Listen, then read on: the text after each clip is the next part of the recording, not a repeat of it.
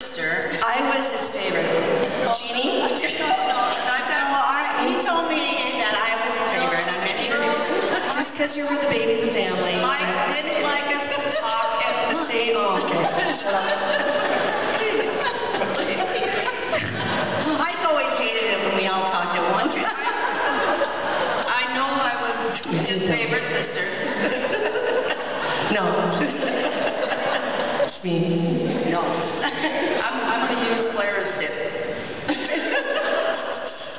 Okay, so I have to read this because we haven't really prepared. I don't know what it was.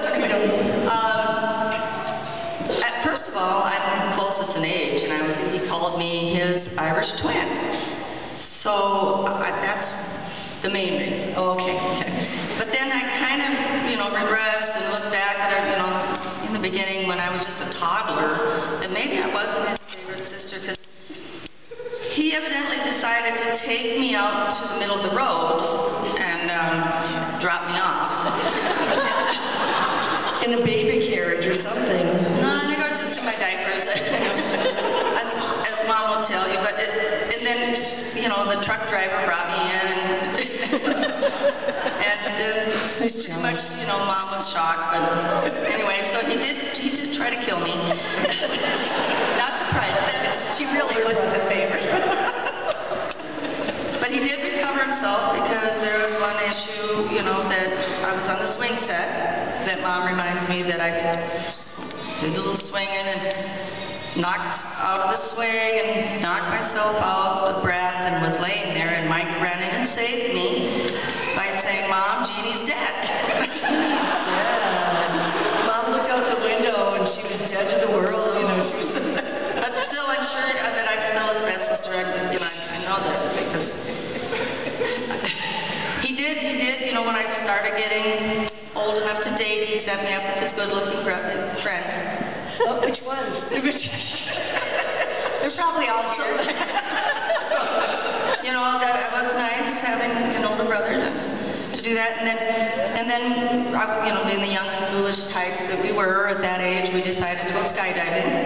And he was really, really appreciated that I found him in the tree that he landed in. So he appreciated that. With a broken ankle. He did a lot of stuff. And he came to Florida every year for his spa vacation. I'm sure you saw the pictures of all the paste on our faces. And then he was a foodie, only because he would eat everything they put in front of him.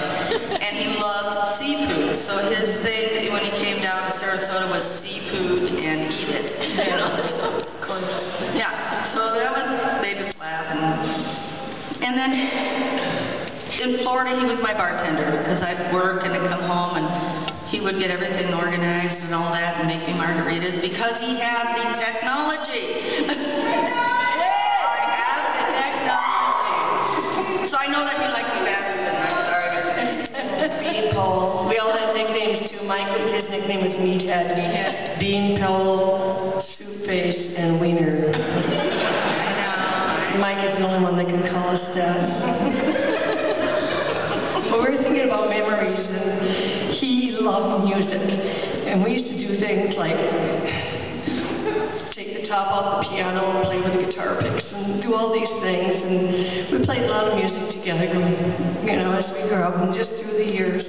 But I have a fond memory, and I think I was 15 or whatever, but I was young, teenager, and I took a Greyhound bus to Minneapolis. He lived down there in Minneapolis, and he picked me up from the Greyhound bus station and his motorcycle, and he took me to Arby's, and I'd never heard of an Arby's, but we went to Arby's. It was so special.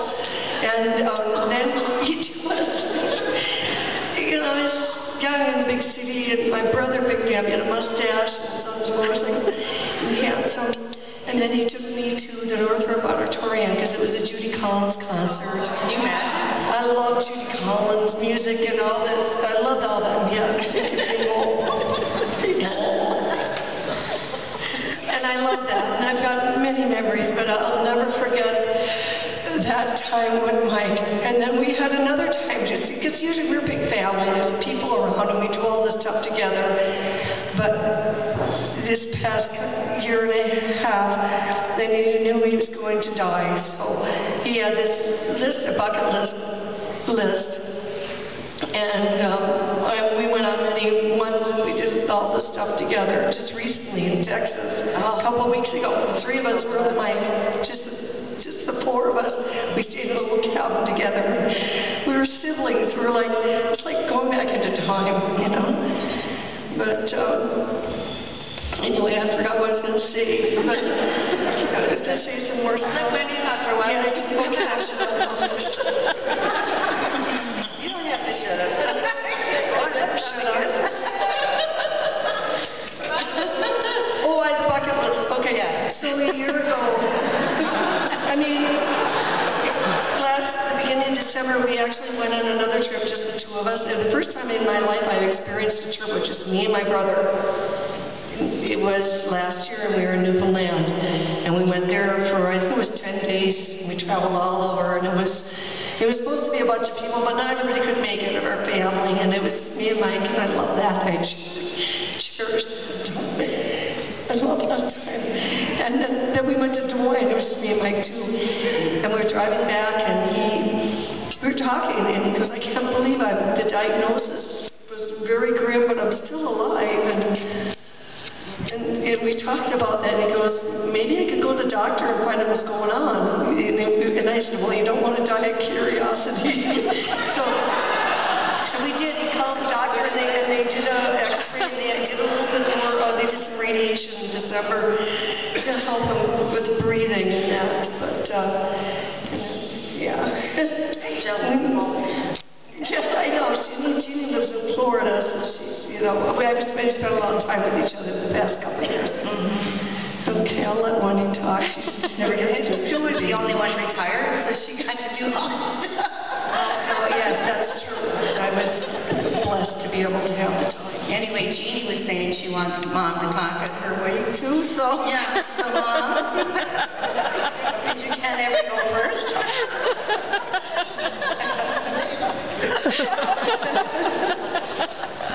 Mike and I used to take trips to, well, a lot of us did to Milwaukee for the Irish Fest, but there was one particular time it was just him and I in the car, and he had a broken ankle again. I don't know if it's his second broken ankle.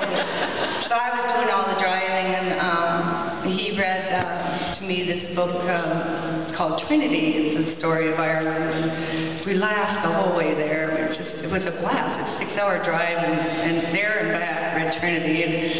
And there's one line that he would use at appropriate times, and many of you probably know this one, but it was, and he'd always put the little accent, I might have a wee dram to illuminate me thoughts. That was his excuse for having I was doing a little research on Irish wakes, and there's many ideas about the beginnings of an Irish wake, and the most favored one originated with the Celts, who believed death was simply a movement to the afterlife, and therefore a reason to celebrate. So I'm glad you're all here today to celebrate.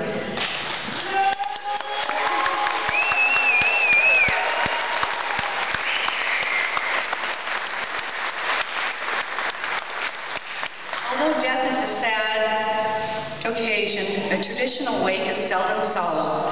Friends and family alike gather and share memories and funny stories about the deceased. Food and drink is always present, and although the church tried to ban alcohol from wakes, it was unsuccessful. I have a letter I'd like to read to you from a good friend that we met in Milwaukee, and we've known him for about 20 years, and he invited us to his home when we were there in the most recent trip last year and stayed a night. He lives in this tiny town called Spittal outside of Galway.